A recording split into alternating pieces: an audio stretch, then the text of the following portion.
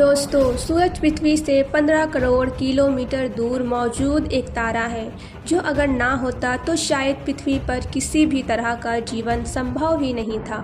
सूरज को जब हम पृथ्वी से देखते हैं तो हमें ये काफ़ी छोटा और शांत पीली बॉल की तरह लगता है, पर सच्चाई इसके बिल्कुल विपरीत है, क्योंकि सूर्य इतना बड़ा है कि इसमें हमारी पृथ्वी जैसे 13 लाख ग्रह समा सकती है और सूर्य से करोड़ों परमाणु हाइड्रोजन बम जितनी एनर्जी अंतरिक्ष में बाहर निकलती रहती है, जो इसके कोर के अंदर न्यूक्लियर फ्यूजन रिएक्शन के चलते बनती है, जिसके कारण सूर्य के कोर का तापमान तो करोड़ों डिग्री सेल्सियस तक चला जाता है और इसके सरफेस का तापमान भी हजारों डिग्री सेल्सियस में है।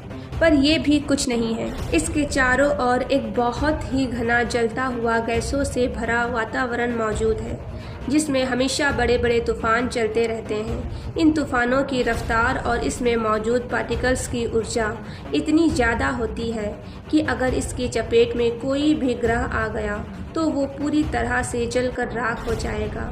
इसका एक एग्जाम्पल आप सूर्य के करीब मौजूद बुध और शुक्र ग्रह को देख सकते हैं, जहां का तापमान 400 डिग्री सेल्सियस से भी ज़्यादा है।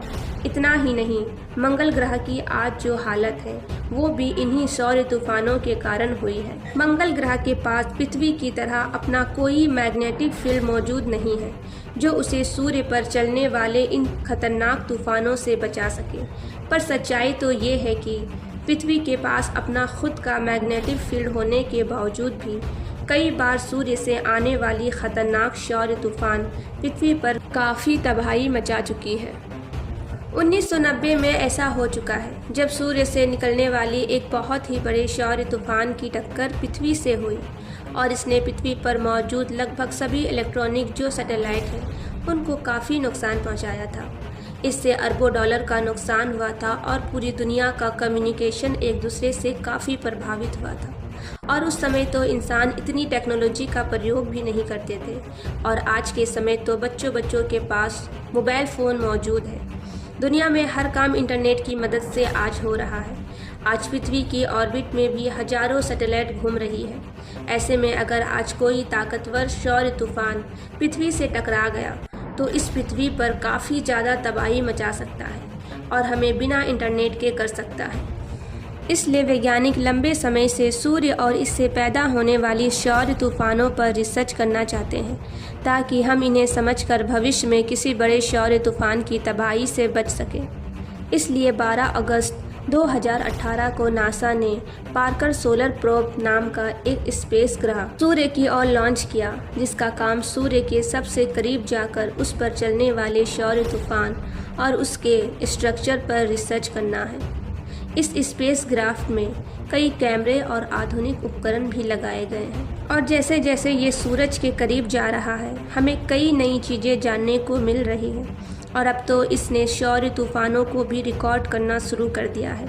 यानी जो सौर तूफान कुछ समय पहले तक हम केवल पृथ्वी के पोल्स पर अरोरा के रूप में देख सकते थे, आज के समय में सोलर पॉप्स पैनल की मदद से उन्हें सुन भी सकते हैं। और आज के इस वीडियो में हम आपको सूर्य पर चलने वाले तूफानों की 6 ऑडियो सुनाएंगे जिन्हें सोलर पॉप्स ने रिकॉर्ड किया है। साथ ही हम कुछ तस्वीरें भी देखेंगे जो अभी तक की सूर्य की सबसे करीब की तस्वीरें हैं। तो चलिए सुनते हैं। सूर्य की आवाज़ रिकॉर्ड की गई ऑडियो क्लिप को सुनने से पहले आपको बता दूं कि अंतरिक्ष में किसी तरह की आवाज़ ट्रैवल नहीं करती है और जो ऑडियो क्लिप मैं आपको सुनाने वाली हूं वो उस डाटा को प्रयोग करके नासा द्वारा बनाई गई है, जो सोलर पॉप्स ने सूर्य के करीब जाने पर गैसों और पार्टिकल्स के दबाव और मैग्नेटिक फील्ड में बदलाव होने से बनाई गई है। ये कुछ उसी तरह से बनाई गई है जिस तरह से हम मैग्नेटिक फील्ड और दबाव में होने वाले परिवर्तन के चलते स्पीकर और हेडफोन की मदद से आवाज़ को सुनते हैं। तो चलिए अब अपनी सबसे पहली ऑडियो सुनते हैं।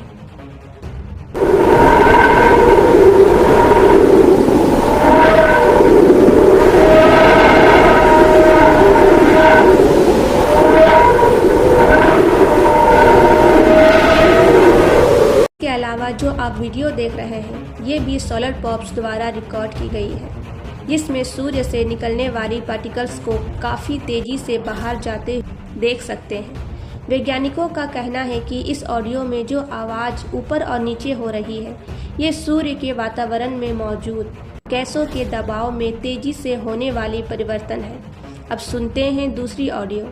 ये ऑडियो सूर्य के थोड़ा और करीब जाकर वहाँ पर गैसों में आने वाली परिवर्तन से रिकॉर्ड की गई है और ये भी काफ़ी ज़्यादा अजीब डरावनी आवाज़ है, जो कभी तो बहुत ही कम हो जाती है और बहुत ही तेज़ी से बढ़ जाती है।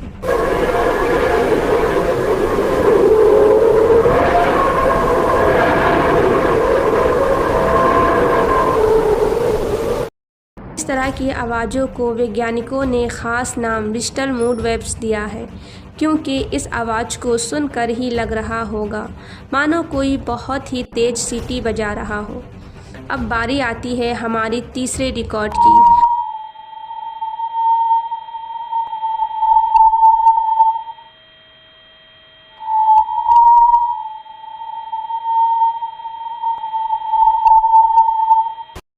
अब जो शांत और तेज से बढ़ती हुई एक विसल जैसी आवाज़ सुन रहे हैं, ये सोलर पॉप्स द्वारा रिकॉर्ड की गई हाई चार्जर पार्टिकल के प्रेशर में होने वाले दबाव की रिकॉर्डिंग है।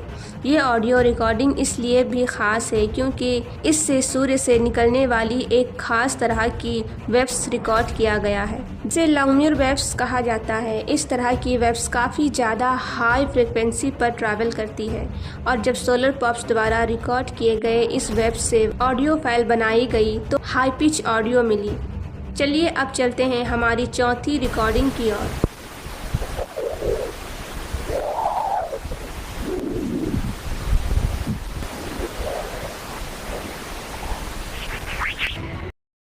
अभी जो आपने आवाज़ें सुनी, ये सूर्य से निकलने वाली और सौर तूफान की एक ख़ास तरह की हाई डिप्रेसिव वेव से पैदा हो रही है। इस तरह की वेव से सूर्य की काफ़ी ज़्यादा करीब पैदा होती है और इस वेव की ख़ास बात ये होती है कि ये बहुत ही हाई फ्रिक्वेंसी को बदलती है। वैसे मुझे तो ये आवाज़ सुनकर ऐसा ही लग रहा है जैसे हमारी पृथ्वी पर तेज़ तूफान आते हैं। चलिए अब बढ़ते हैं अपनी पांचवी आवाज़ की ओर।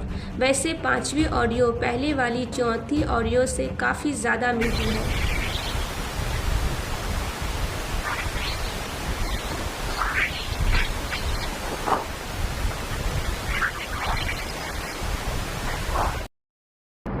लेकिन इन दोनों के डाटा बिल्कुल अलग है। पांचवी ऑडियो को सूर्य के और भी ज़्यादा करीब जाकर वहाँ पर गैस और पार्टिकल के स्पेस गिराफ्ट से टकराने और दबाव में होने वाली बदलाव से रिकॉर्ड किया गया है। इसके अलावा इस ऑडियो को बनाने में सूर्य के मैग्नेटिक फील्ड में होने वाले बदलाव को भी रिकॉर्ड किया गया है।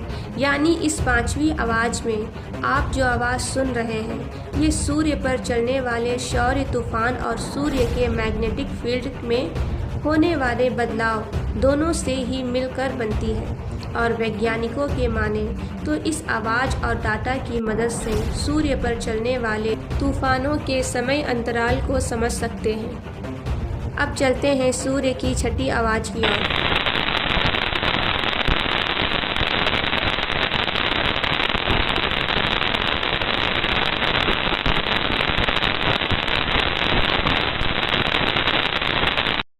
ये ऑडियो रिकॉर्डिंग इसलिए भी ख़ास हो जाती है क्योंकि ये पहली ऐसी रिकॉर्डिंग है जो सूर्य पर चलने वाले सौर तूफान या फिर मैग्नेटिक फील्ड डाटा से रिकॉर्ड नहीं की गई है, बल्कि ये रिकॉर्डिंग उन छोटी छोटी पत्थरों की है जो सूर्य के स्ट्रॉन्ग ग्रेविटी से बंधे हैं और सोलर पॉप्स के करीब 70,000 किलोमीटर से सूरज की ओर बढ़ने के कारण लगातार इससे टकरा रहे हैं। अभी आप जो आवाज़ सुन रहे हैं, ये उन्हीं छोटे छोटे डस्ट पार्टिकल की पार्कर सोलर पॉप्स से टकराने की आवाज़ है।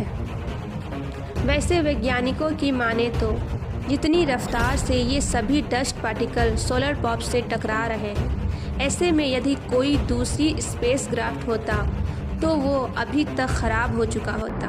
पार्कर सोलर पॉप्स को खास इसी तरह की कंडीशन में रहने के लिए बनाया गया है। इसलिए ये लगातार इन पार्टिकल्स के टकराव के बावजूद अपनी डेस्टिनेशन की ओर बढ़ रहा है और जल्द ही ये सूर्य के और भी ज़्यादा करीब पहुंच जाएगा, जिसके बाद हमें और भी कई तरह की आवाज़ें सूर्य की सबसे करीब की तस्वीरें देखने को मिलेगी।